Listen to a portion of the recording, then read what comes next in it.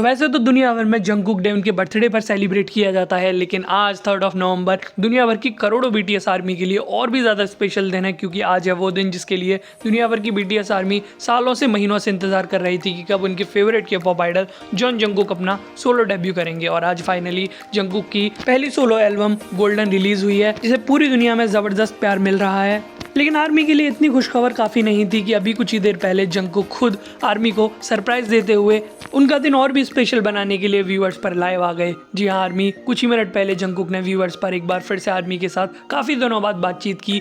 पर I know हमेशा की तरह बहुत सारे लोगों ने जंगकुक की व्यूअर्स लाइव या तो मिस कर दी होगी या फिर उन्हें समझ नहीं आई होगी। तो हम देखेंगे आखिरकार जंगकुक की व्यूअर्स लाइव में क्या क्या हुआ, उन्होंने आर्मी के साथ क्या बातचीत की, वो भी हिंदी में। तो जंगकुक अपनी इस लाइव को शुरू करते हैं आर्मी को ग्रीट करते हुए और बताते हैं आर्मी मेरी गोल्डन फाइनली आ चुकी है, मैंने इस पर बहुत ज़्यादा मेहनत की है, लेकिन इसके बारे में हम बाद में बात करेंगे। सबसे पहले आप सब लोगों को हेलो। और चलो सबसे पहले मेरा सॉन्ग 3D सुनते हैं और जंगकुक अपनी टीवी पर 3D प्ले कर देते हैं और साथ में आर्मी के साथ बातचीत भी कर रहे होते हैं।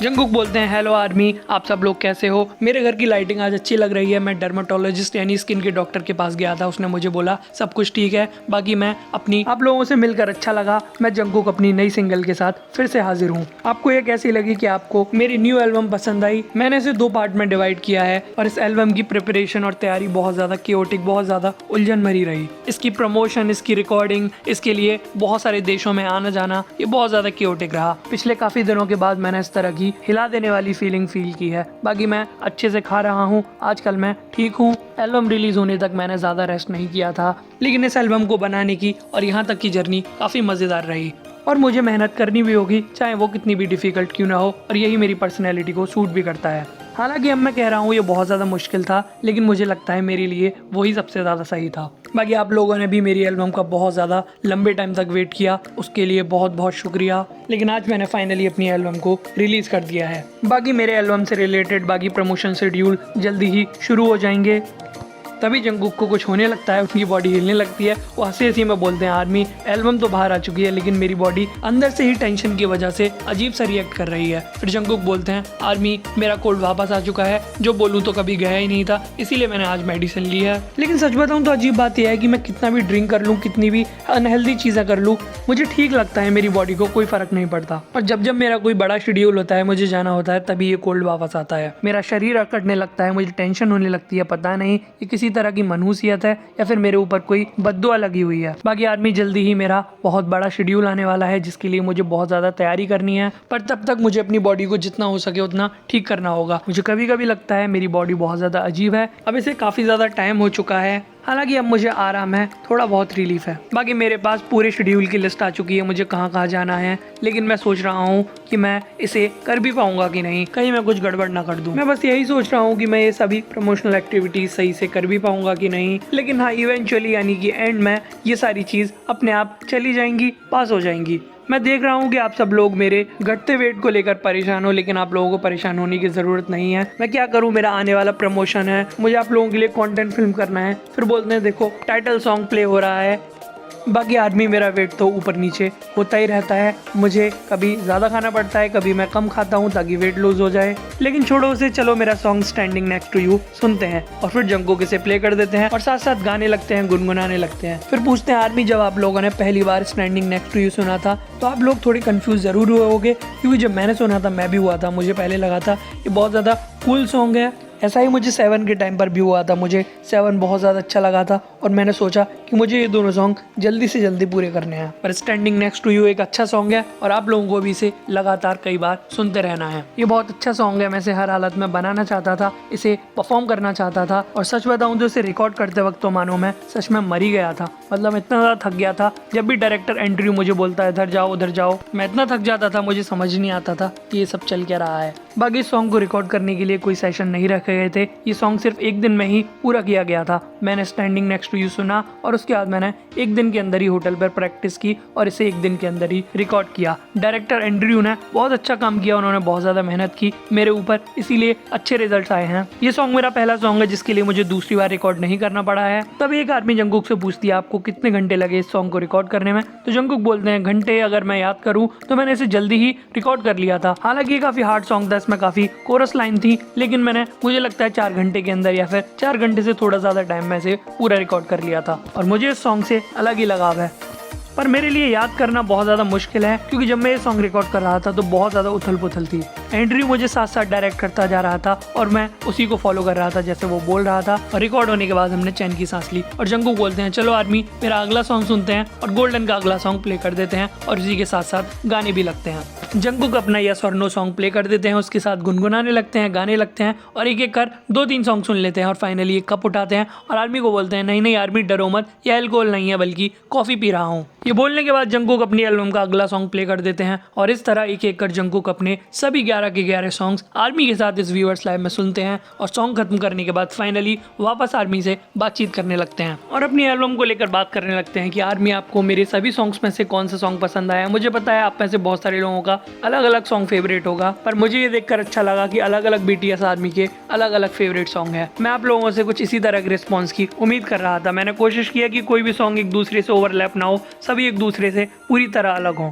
और आर्मी मुझे ये जानकर बहुत ज़्यादा खुशी लगी कि आप लोगों को अलग अलग तरह के सॉन्ग्स पसंद हैं। हालांकि मुझे तो टाइटल सॉन्ग पसंद आया, लेकिन बाकी के सॉन्ग्स भी बहुत ज़्यादा अमेजिंग है और ग्रेट हैं। नॉर्मली मैं सिर्फ टाइटल ट्रैक्स को सुनना पसंद करता हूँ, लेकिन यहाँ मैं सभी सॉन्ग्स को सुनता हूँ और बहुत सारे लोग भी ऐसा ही करते हैं कि वो सिर्फ एल्बम का टाइटल ट्रैक सुनते हैं, लेकिन जो लोग अच्छे लिसनर होते हैं वो सभी सॉन्ग सुनते हैं। और मुझे ये देखकर बहुत ज़्यादा खुशी हुई कि आप लोगों को अलग अलग वेराइटी के सॉन्ग्स पसंद हैं। और अगर मेरे सॉन्ग के टाइटल ट्रैक ने अच्छा परफॉर्म किया तो ये बहुत ज़्यादा अमेजिंग होगा, अच्छा होगा अगर इससे रिकॉर्ड्स बने। और मैं चाहता हूँ कि मेरी एल्बम को एक अलग पहचान मिले। मैंने अपनी इस एल्बम पर कुछ इस तरह काम किया है कि जब मैं अगली बार काम करूँ तो मैं इसका पार्ट 2 भी बना सकूँ। शायद मैं बनाऊँ, लेकिन अभी इसमें टाइम लगेगा। फिर जंगकुक BTS को लेकर भी बात करते हैं कि मेरा सोलो करियर अलग रहा, लेकिन BTS मेरे लिए बहुत ज़्यादा इंपॉर्टेंट है। मैं चाहता हूँ कि मैं फिर से BTS मेंबर्स के साथ म्यूजिक में पार्टिसिपेट कर उनके साथ काम कर सकूँ। बाकी मैं ये भी चाहता हूँ कि मैं अपने नए नए म्यूजिक बनाता रहूँ और जल्दी जल्दी आप लोगों के लिए रिलीज करता रहूँ। फिर जंगकुक बोलते हैं चलो आर्मी आप लोगों के कुछ कमेंट्स पढ़े जाएं।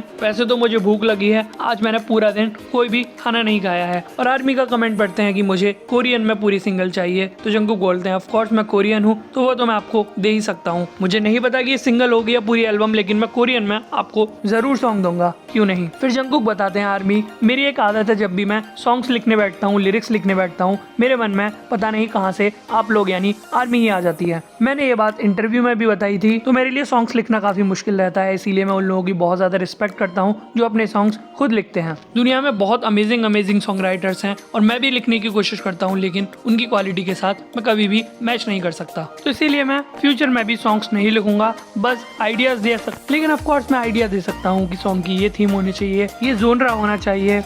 लेकिन अगर मैं अपने ट्रैक्स खुद लिखने लगूंगा तो मुझे लगता है मेरा बहुत सारा टाइम वेस्ट होगा। दुनिया में काफ़ी अच्छे सॉन्ग्स हैं, काफ़ी अच्छे सॉन्ग राइटर्स हैं, बहुत सारे ऐसे जीनियस लोग हैं जिनके पास हिडन टैलेंट है। तो बस लिरिक्स के बारे में मैं इतना ही बोल सकता हूँ। फिर जंगकुक बताते हैं और वैसे भी मेरी पर्सनैलिटी कुछ ऐसी है कि मैं ज़्यादा देर तक अपने अंदर चीज़ों को होल्ड कर नहीं रख सकता। मुझे कभी ना कभी वो चीज़ बाहर निकालनी होती है। मैं पता नहीं ये कैसे कहूँ, लेकिन वो डेटा कलेक्ट होता रहता है। पता नहीं ये शायद इसीलिए है क्योंकि मैं बहुत ज़्यादा सिंपल हूँ, ज़्यादा कुछ मांग नहीं करता, ना ही मैं ज़्यादा एक्सप्रेस करता। मेरे पास ज़्यादा आइडियाज़ भी नहीं आते, इसीलिए मुझे नहीं लगता कि मैं कुछ अच्छा लिख सकता हूँ। और लिखने की कोशिश भी करता हूँ तो वो बहुत ज़्यादा अजीब हो जाता है, क्योंकि जब भी मैं सॉन्ग के लिरिक्स लिखने बैठता हूँ मेरे मन में एक ही ख्याल आता है कि इस सॉन्ग से आर्मी को क्या मैसेज जाएगा। और फिर लिरिक्स मेरे मन में नहीं आते, यहाँ तक कि मैं कुछ थीम मानकर भी चलूँ कि मुझे इस पर सॉन्ग लिखना है तो भी मुझसे नहीं हो पाता। मेरी लैंग्वेज स्किल, मेरे एक्सप्रेस करने का तरीका, मेरी सोच बहुत ज्यादा एक्सप्रेसिव है, बहुत ज्यादा डायरेक्ट है। जंगकुक आर्मी से ये सारी बात कर ही रहे होते हैं, तभी जंगकुक की लैब में एंट्री होती है BTS सुपरस्टार किम तेयोंग की, जो एक के बाद एक कमेंट की बरसात जंगकुक की लैब पर कर देते हैं। लेकिन क्योंकि जंगकुक आर्मी के साथ बात करने में खो गए होते हैं तो वो स्क्रीन नहीं देख रहे होते और वी के एक के बाद एक मैसेज आने लगते हैं, जंगकुक क्या कर रहे हो, प्लीज स्क्रीन पर तो देखो, मैं और जिमिन तुम्हारे घर आ रहे हैं, अपना दरवाजा खोलो। जंगकुक भी बात करने लगते हैं कि लिरिक्स लिखना बहुत हार्ड होता है, स्टिल विद यू भी आप लोगों को मिसिंग करते हुए मैंने कोरोना के टाइम पर लिखा था। और कुछ देर बाद जंगकुक की नजर स्क्रीन पर पड़ती है। जंगकुक हैरान हो जाते हैं कि तेयोंग यहाँ पर है, क्या सच में जिमिन और तेयोंग मेरे घर आ रहे हैं? नहीं नहीं प्लीज घर मत आओ, अभी मत आओ, मैंने अपना घर साफ नहीं किया है। और हैरान होकर आर्मी से पूछने लगते हैं कि क्या ये लोग सच में आ रहे हैं, और बोलते हैं अरे सॉरी मुझे ये नहीं कहना चाहिए कि मेरे घर मत आओ। तो बोलते हैं प्लीज जरूर आओ, मेरे घर आओ। और वापस से अपनी बात कंटिन्यू करने लगते हैं कि मेरे पास कहने के लिए ज्यादा कुछ नहीं है, लेकिन जब भी मैं कहूँगा तो सिर्फ आप लोगों को लेकर कहूँगा, और कुछ लिखूंगा तो आप लोगों के लिए लिखूंगा, तो वो एक फैन सॉन्ग बन जाएगा। और मुझे बहुत ज्यादा खुशी होगी, मैं तारीफ करूंगा अगर लोग मेरे लिखे हुए सॉन्ग से रिलेट कर पाएं। लेकिन मैं श्योर नहीं हूँ कि मैं ऐसा कर पाऊँगा कि नहीं। पर मैं आप लोगों के बारे में बहुत ज़्यादा सोचता हूँ, लेकिन क्या बताऊँ, सच में ऐसा ही है, मैं ऐसा ही हूँ। मान लो कि मैं बहुत ज़्यादा परेशानी में हूँ, मैं स्ट्रगल कर रहा हूँ, तो ये बहुत ज़्यादा फ्रस्ट्रेटिंग होता है और उस फ्रस्ट्रेशन को एक्सप्रेस करने के लिए मेरे पास आप लोगों के अलावा और कोई नहीं होता जिनसे मैं शेयर कर सकूँ। हाँ, ये सच में ऐसा ही है। फिर जंगकुक सोचकर बोलते हैं, पता नहीं मैं ये बात करते करते यहाँ तक कैसे आ गया। मुझे कभी कभी लगता है मैं काफ़ी अलग हूँ, मैं बिल्कुल अपनी तरह हूँ। तो मुझे लगता है मैं शायद सॉन्ग्स नहीं लिख पाऊंगा, इसीलिए नामजून, यूंगी और जेहोप ह्यूंग बहुत ज़्यादा अमेजिंग हैं, अलग हैं, क्योंकि वो अपने सॉन्ग्स खुद लिख लेते हैं।